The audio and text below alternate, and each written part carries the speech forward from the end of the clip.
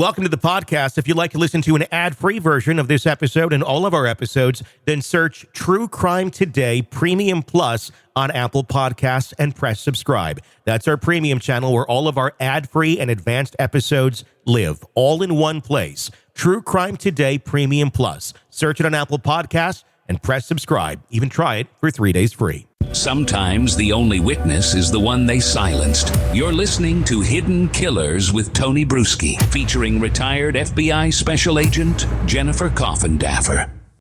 The Delphi murder case is going to court finally. At least as of this recording, it's scheduled to. We've seen so many delays in this case. Richard Allen going to get his day in court, but of course, right before it's about to happen, drama. How would this case not be having a little bit of drama right before it's supposed to start? Drama in the form of one of the key witnesses for the defense, Todd Click, a officer being charged. Yes, being brought up on charges right before the charges not having anything to do with the Delphi murder case, but arrested for forging documents and falsifying information in his role as a DCS family case manager. Joining me to discuss, Jennifer Coffindaffer, retired FBI Special Agent. You've been following this case from the beginning. Let me ask you, in your opinion, flat out, how does this affect the defense of Richard Allen, if at all? Well, I think it affects it because anytime you have a defense witness that you're planning on calling and he is accused of committing a crime of moral turpitude, which is what this is. In other words, you can have witnesses on the stand that aren't accused of things to do with falsifying or lying or being fictitious.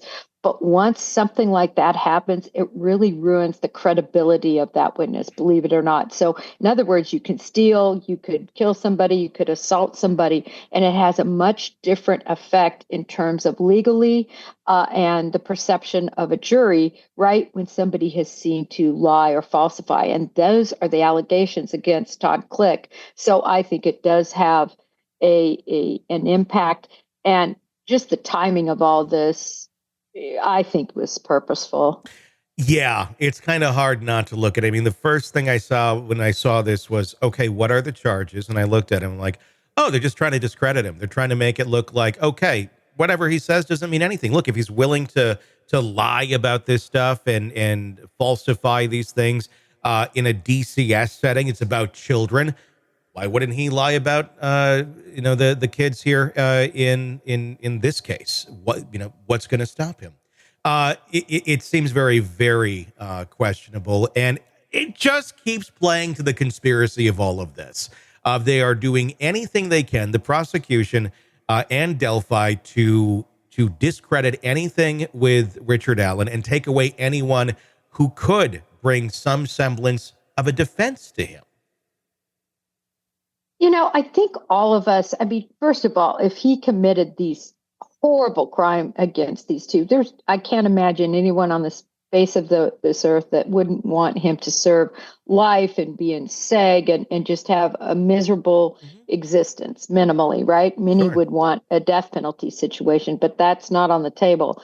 In any event, the point is that no one is trying to get somebody off. But what I think so many people, including myself, and I know you as well, has been concerned with is just his rights as somebody that's accused and not convicted. And in this case, it's been astonishing to watch. We've talked about the incarceration, and then we talked about the fact that they took away his defense attorneys, for really something that arguably they weren't responsible for. It was a third party. It's been interesting to watch. And then the judge recently, and I'm just talking about the big items, precluded the third party culprit defense concerning other individuals that could have possibly done this. And again, you have an affidavit from an FBI agent pointing to probable cause that someone else was involved other than Richard Allen. And for him not to be able to use that for the jury to consider. That's all we're talking about. Yeah. We're just talking about the jury being able to look at other possibilities regarding this crime. And they've been taken off the table. Although, interestingly, Tony, the defense has just asked for Keegan Kline and put him on the list as a defense witness. So I don't know whether they're just trying to buck up to the order that Judge Gold put out. But boy, if Keegan Kline ends up testifying, that is going to be so interesting. It will be very interesting. We'll see if it happens. It's just this whole thing. It's just shocking.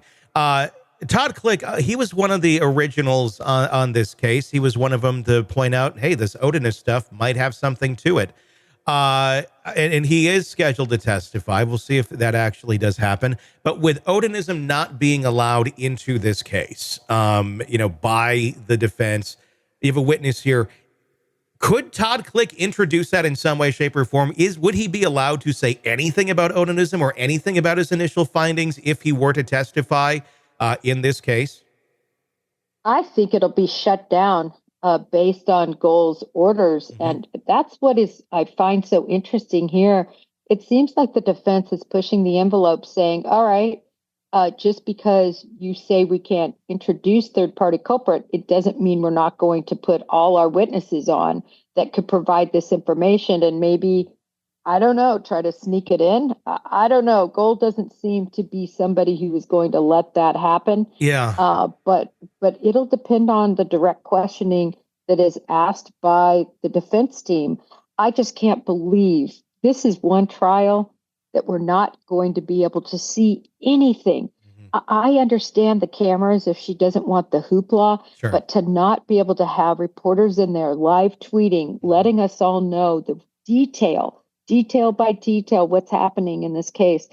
I'm just another ruling that is just head shaking.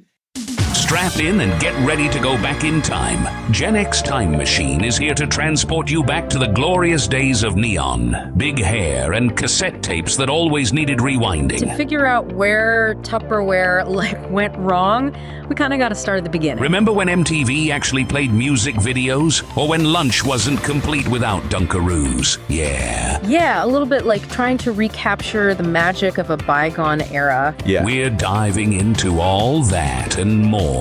So if you want to relive the 80s and 90s in all their retro glory, hit up Gen X Time Machine wherever you get your podcasts. VHS is looking like the obvious winner, right? Oh, and don't forget the rise of the video rental store, remember? Subscribe, because who doesn't need another excuse to avoid adulting? You're welcome. The Gen X Time Machine.